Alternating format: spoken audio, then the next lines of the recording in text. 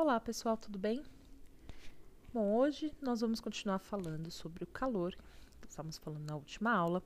Então, lembrando que na última aula nós falamos sobre um tipo de calor que se chamava calor sensível.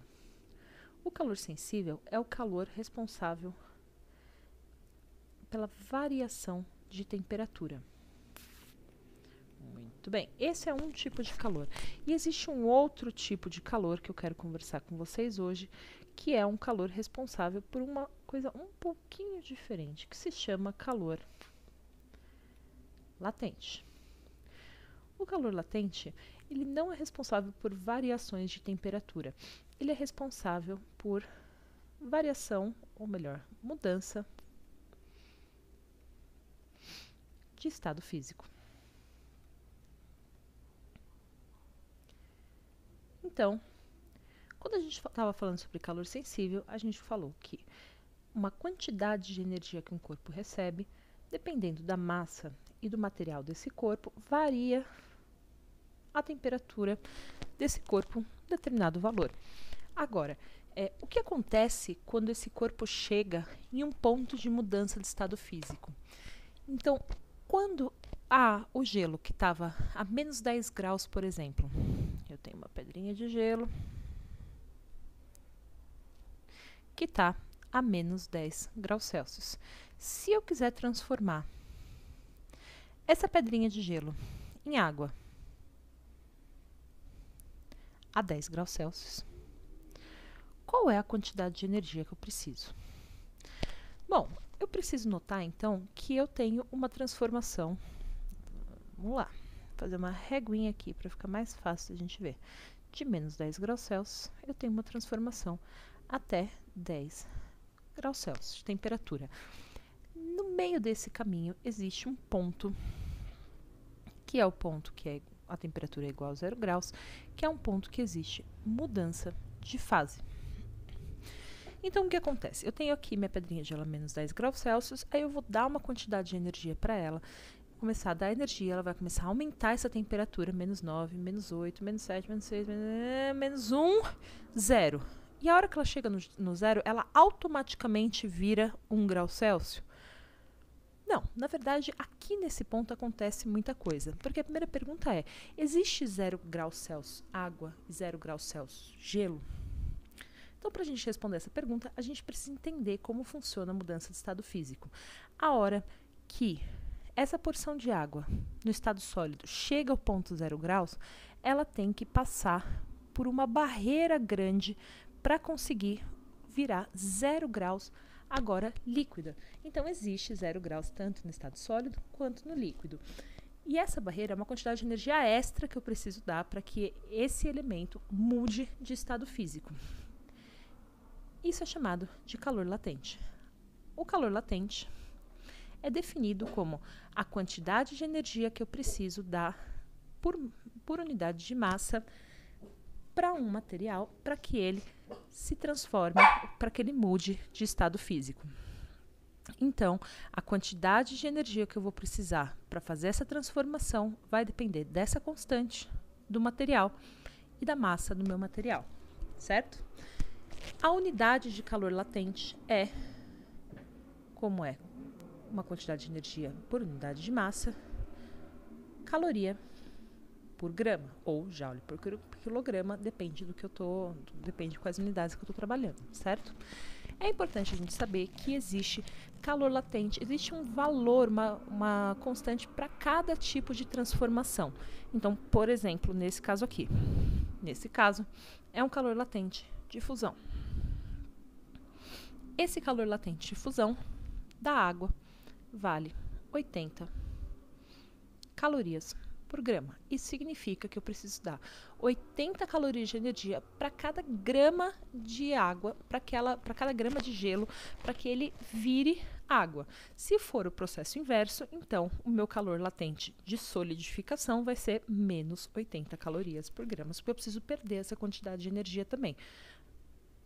Agora, o calor latente de vaporização da água não vale a mesma coisa que valia o de fusão, porque para que a água se transforme em vapor, ela precisa de muito mais energia. esse calor latente de vapor, de vaporização, vale 540 calorias por grama. Então, nesse caso aqui, nesse exemplo que eu dei, qual vai ser realmente a quantidade de calor que eu vou precisar? Bom, primeira coisa, eu preciso saber qual que é a massa desse bichinho aqui. Então, vamos fazer o nosso exercício. Bom, para eu resolver esse exercício, então, eu não tenho dados suficientes, né? Eu preciso melhorar um pouquinho esse exercício, então eu vou definir uma massa para essa pedrinha de gelo. Vou falar que a massa de uma pedrinha vale 10 gramas. E também tem uma outra informação importante, que é a seguinte: eu sei que o calor específico da água vale 1 calorias por grama grau Celsius. Agora, o gelo ele tem um calor específico diferente da água líquida. O calor específico do gelo vale 0,5 caloria por grama grau Celsius. Então, quando eu for resolver esse exercício, eu vou ter que ver quantos tipos de calor eu vou precisar calcular para saber o calor total para fazer essa transformação. Muito bem, como eu tinha dito aqui, eu tenho... Vou redesenhar minha reguinha aqui para ficar um pouquinho mais... Minha régua meio torta. Menos 10 graus Celsius, certo? E eu falei que aqui eu tinha 0 graus Celsius, que era o ponto da mudança de fase, certo? Então, o que eu preciso ver aqui? Primeira coisa, eu vou ver o que vai acontecer se eu começar a dar energia para essa pedrinha de gelo quando ela tem menos 10 graus. Bom, ela vai aumentar a temperatura. Então, até ela chegar em 0 grau, eu tenho uma quantidade de calor sensível que eu estou acrescentando nessa minha pedrinha de gelo. A hora que ela chega em 0 grau, ela precisa dar aquele salto, né? Então, sempre faço analogia disso, aqui, pensando que isso aqui é uma caminhada, aqui é o muro que ela tem que pular para acabar praticamente no mesmo lugar que ela estava antes. Então, é uma energia extra que eu preciso dar para essa mudança. Aqui é o meu calor latente. Depois que esse gelo virou água a 0 grau, se eu continuar dando energia para ela, o que vai acontecer é que ela vai aumentar a temperatura dela. Então, aqui é outro calor sensível. Então, reparem que eu tenho duas contas. Aí a pergunta é, bom, mas eu não posso fazer uma conta só do calor sensível do menos 10 para o 10? Eu até poderia. Se o calor sensível, se o calor específico de cada uma dessas fases fosse igual. Como eles são diferentes, o do gelo é metade da água, significa que eu vou precisar de metade da energia no gelo do que eu vou precisar para a água para subir 10 graus.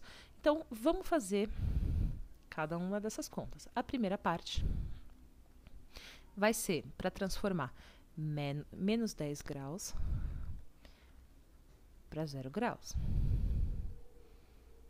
Certo? Então, isso aqui, uma variação de temperatura, significa que uma variação de temperatura é um calor sensível. A quantidade de energia que eu vou precisar depende da minha massa, que vale 10 gramas, do meu calor específico, que vale 0,5, da variação da minha temperatura.